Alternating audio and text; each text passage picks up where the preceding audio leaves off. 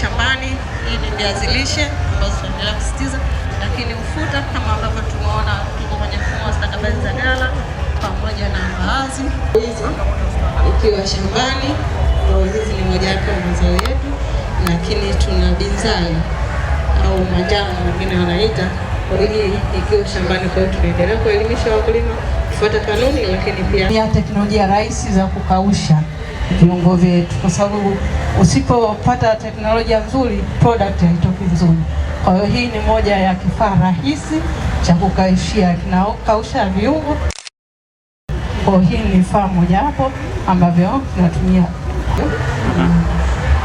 tofauti.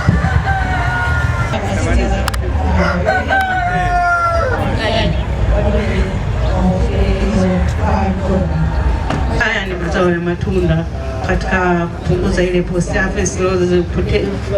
Hiyo kuna ndizi, lakini pia kuna nanasi ambao wakulima hao wanasindika.